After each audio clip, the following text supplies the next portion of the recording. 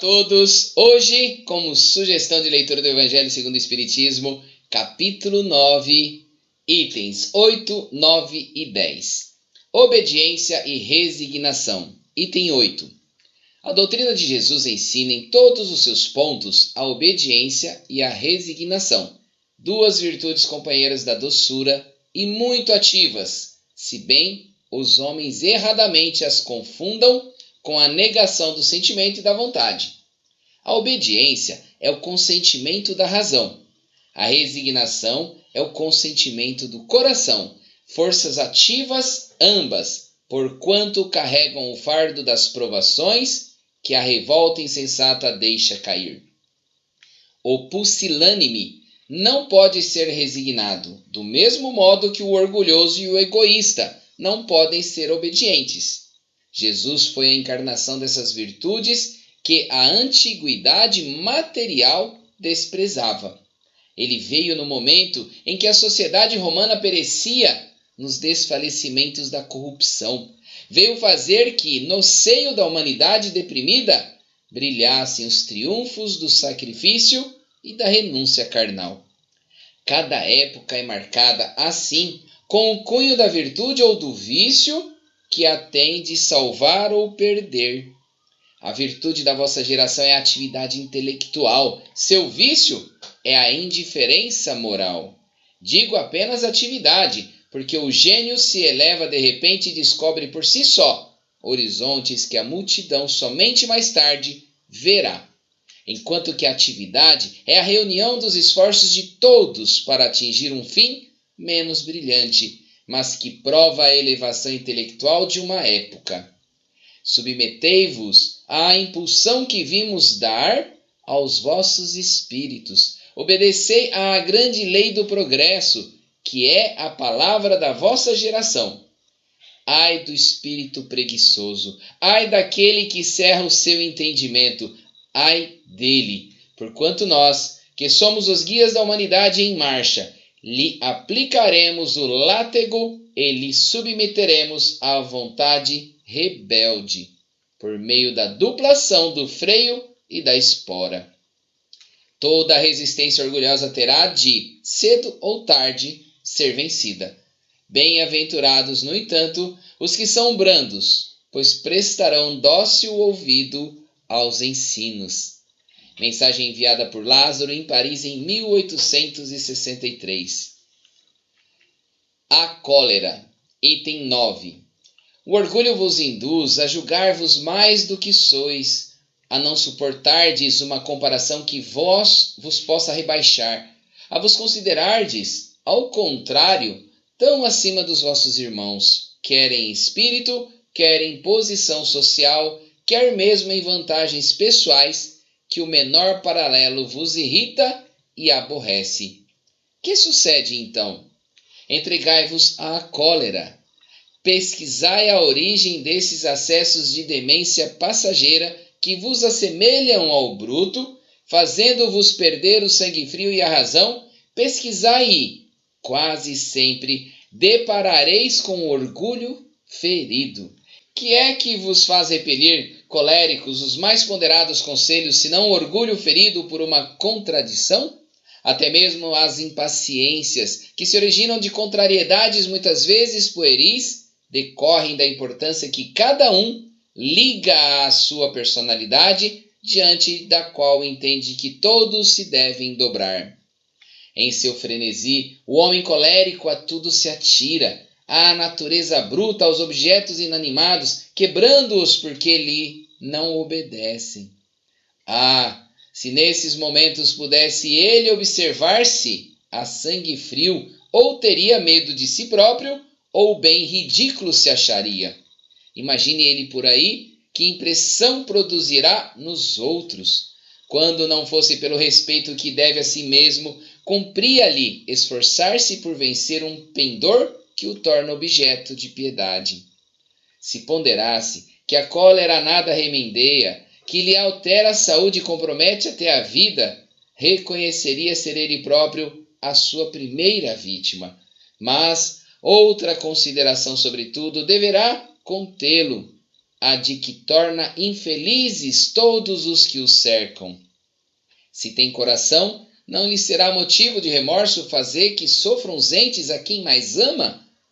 E que pesar mortal, se num acesso de fúria praticasse um ato que houvesse de deplorar toda a sua vida? Em suma, a cólera não exclui certas qualidades do coração, mas impede se faça muito bem e pode levar à prática de muito mal. Isso deve bastar para induzir o homem a esforçar-se pela dominar. O espírita, ao demais, é concitado a isso por outro motivo, o de que a cólera é contrária à caridade e à humildade cristãs. Essa mensagem foi enviada por um espírito protetor em Bordeaux em 1863. Item 10.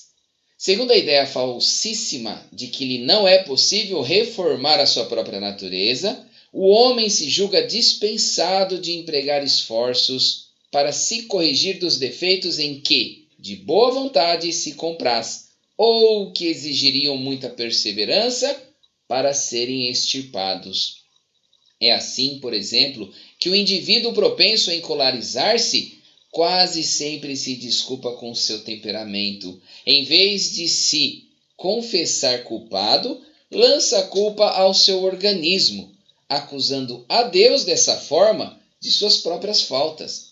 É ainda uma consequência do orgulho que se encontra de permeio a todas as suas imperfeições. Indubitavelmente, temperamentos há que se prestam mais que outros a atos violentos, como há músculos mais flexíveis que se prestam melhor aos atos de força.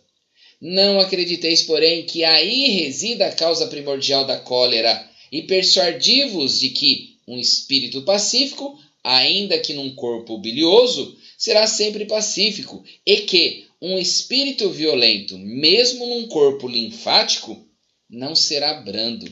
Somente a violência tomará outro caráter. Não dispondo de um organismo próprio a lhe secundar a violência, a cólera tornar-se-á concentrada, enquanto no outro caso será expansiva.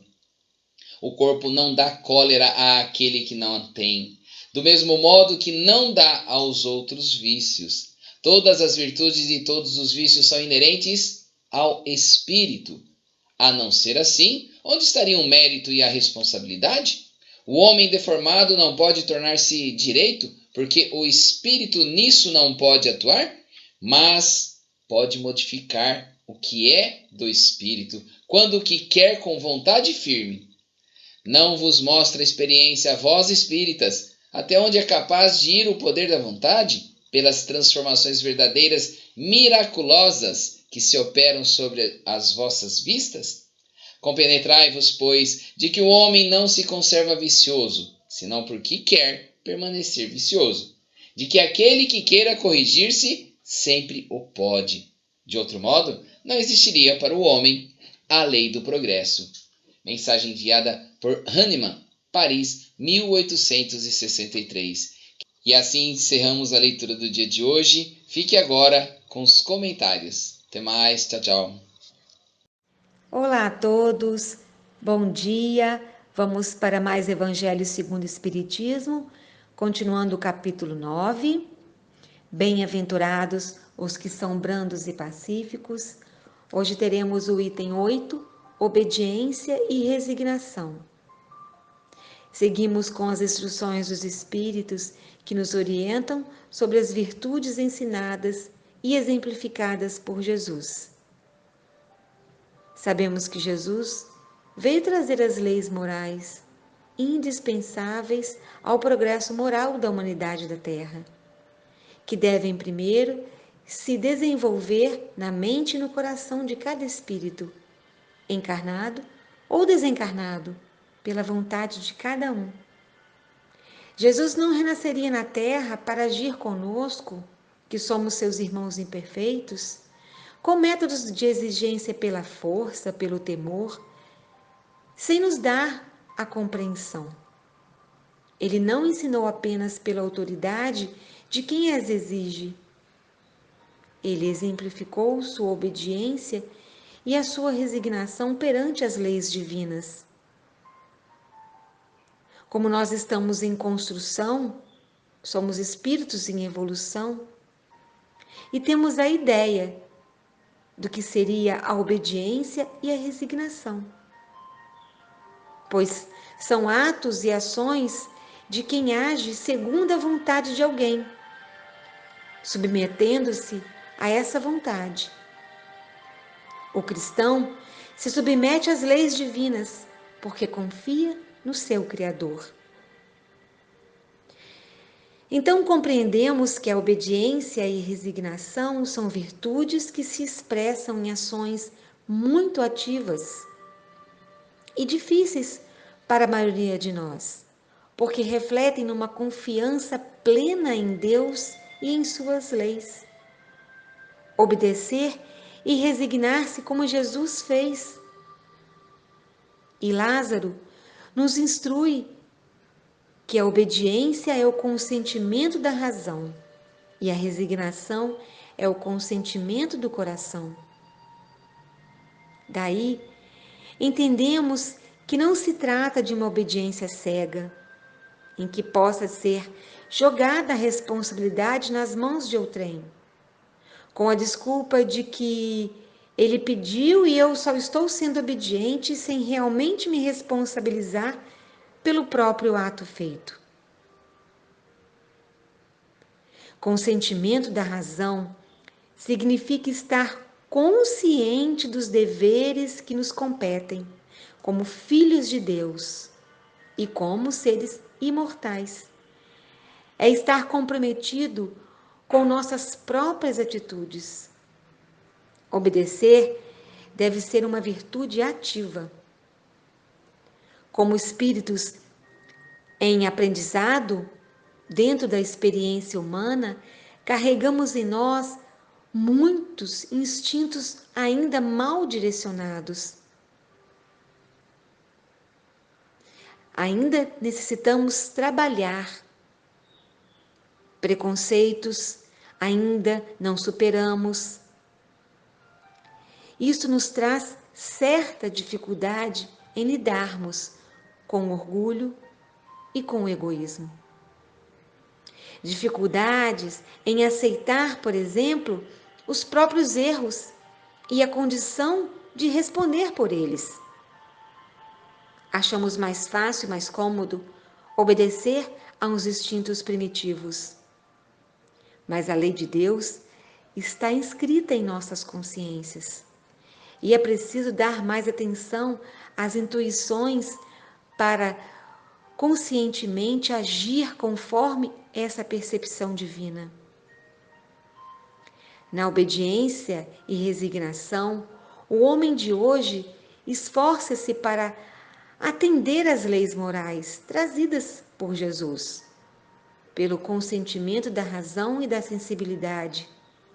Compreendemos que essas ações morais são necessárias para um viver produtivo em ações nobres, de transformações internas e de progresso espiritual.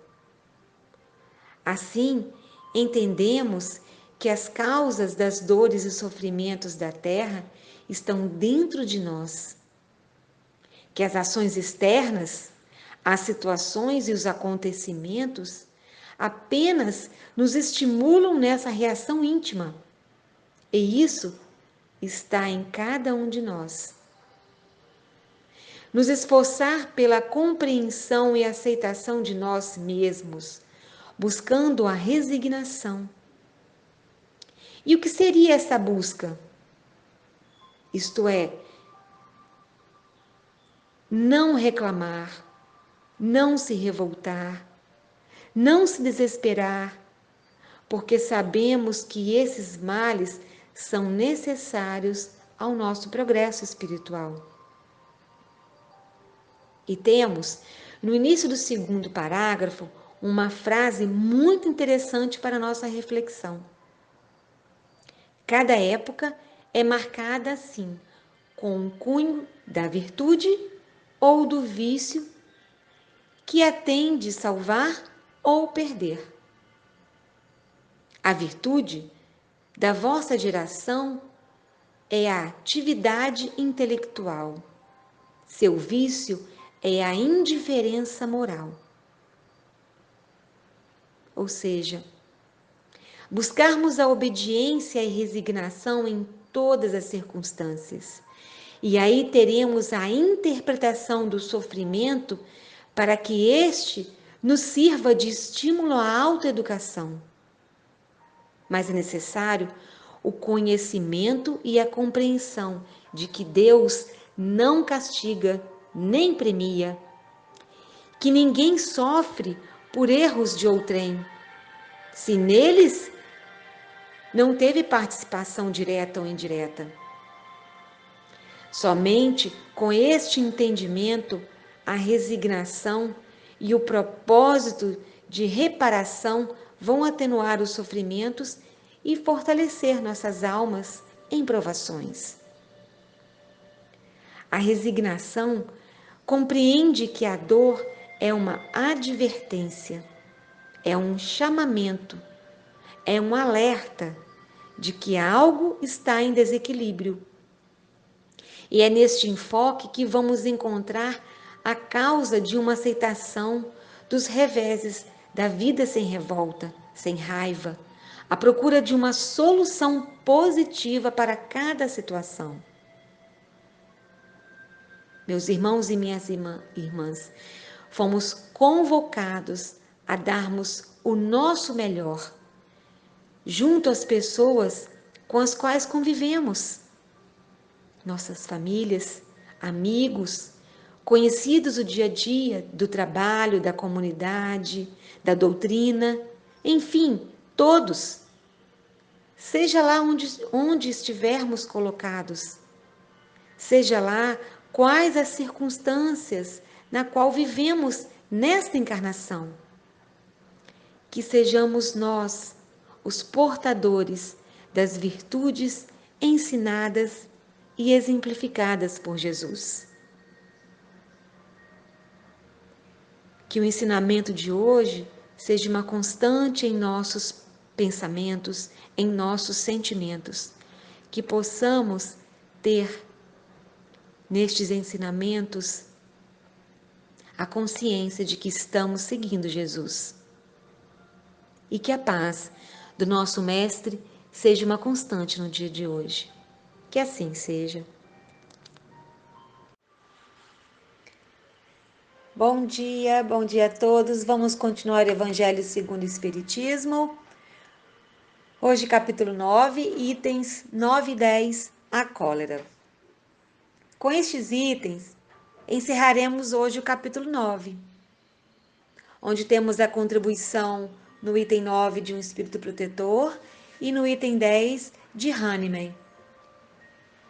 Nos primeiros parágrafos, nos explicam que a origem da cólera está no orgulho, que leva o homem a se julgar tão acima do que ao menor paralelo, a menor contrariedade ou qualquer situação que saia do seu controle, que saia do que a pessoa deseja que fosse, isso o irrita, o fere. Mas na realidade, não fere o corpo, fere o orgulho. E isso leva a uma grande exposição, que se manifesta com o quê? Com a irritação, com a raiva. Um dos males que esse sentimento causa ao homem é a cólera. E demonstra o quanto ainda é dominado pelos instintos primitivos. Porque do orgulho nascem muitas faces que ainda estão enraizadas em nós e se manifestam de inúmeras formas. Temos também no parágrafo seguinte, que nos fala: pesquisai ou procurai a origem dos acessos da demência passageira. Isso nos apresenta, essa passagem, como um conselho, uma observação relativa a esta atitude negativa. a uma imperfeição que, como toda imperfeição, necessita de reajuste.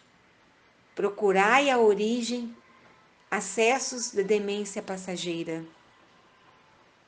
Sabemos que a doutrina nos mostra que todos somos criados da mesma forma e todos temos o mesmo destino. Que, através das reencarnações, experimentamos muitas coisas e situações. A posse de bens, uma maior oportunidade de conhecimento intelectual, oportunidades de maior desenvolvimento das virtudes, ocupamos posições importantes, ou também posições consideradas humilhantes.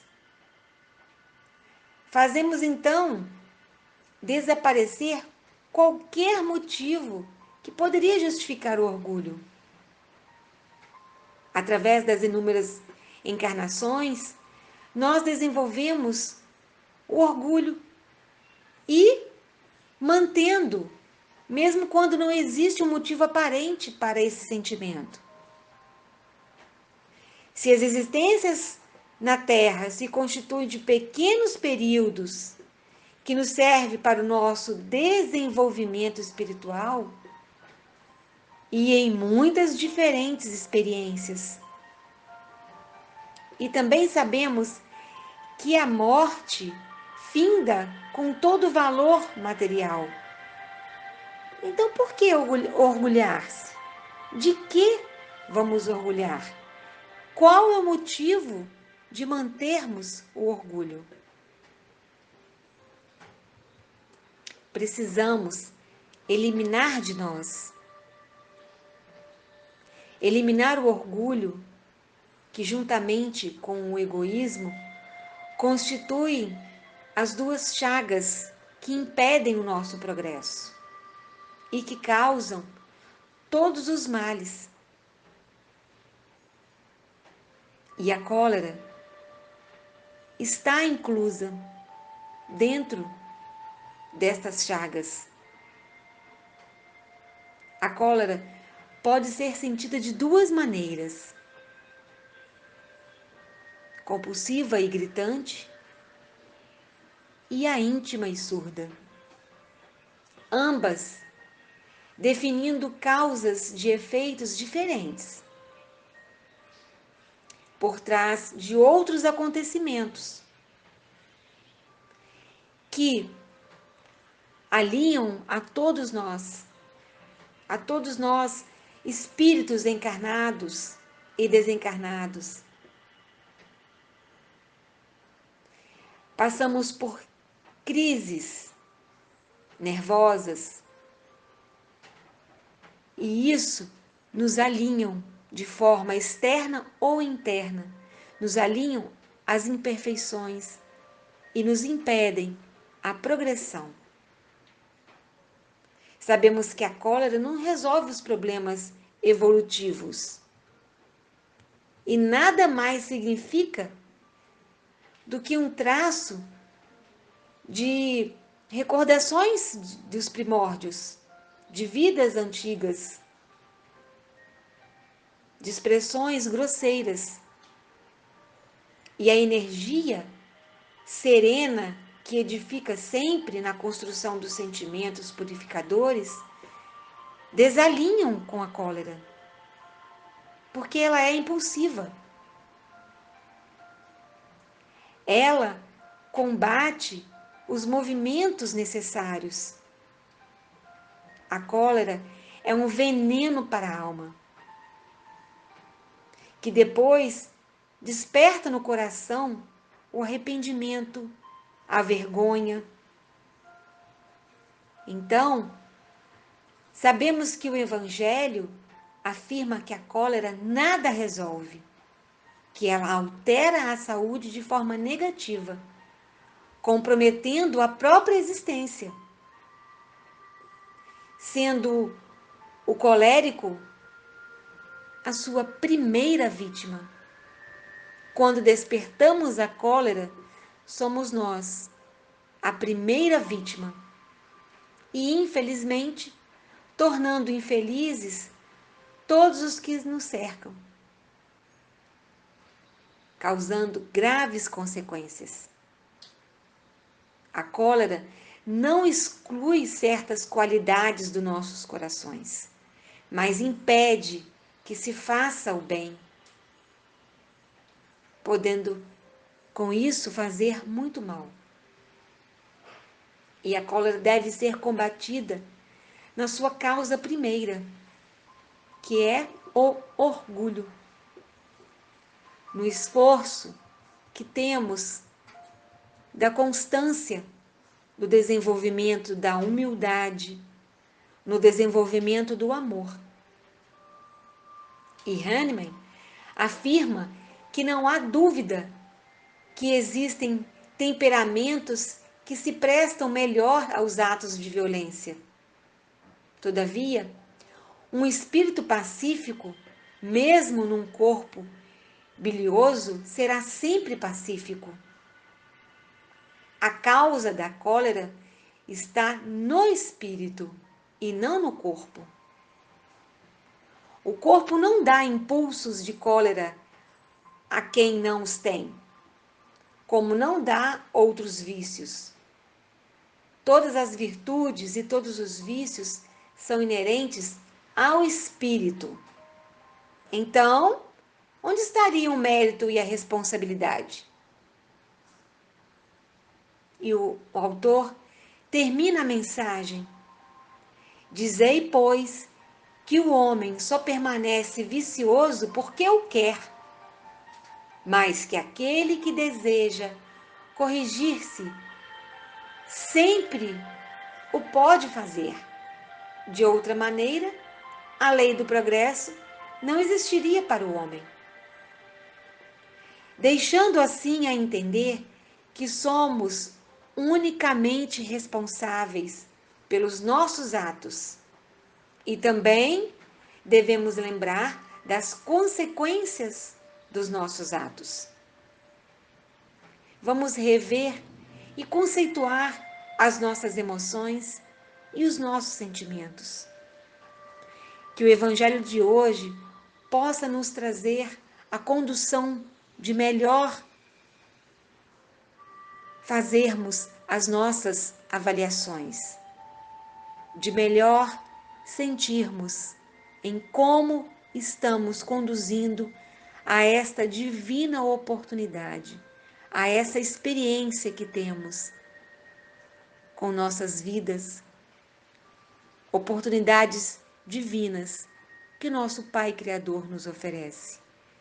Que possamos rever e conceituar tudo que nos envolve, as nossas ações, as nossas atitudes, as nossas emoções e os nossos sentimentos. Que a paz de Jesus esteja conosco. Que assim seja.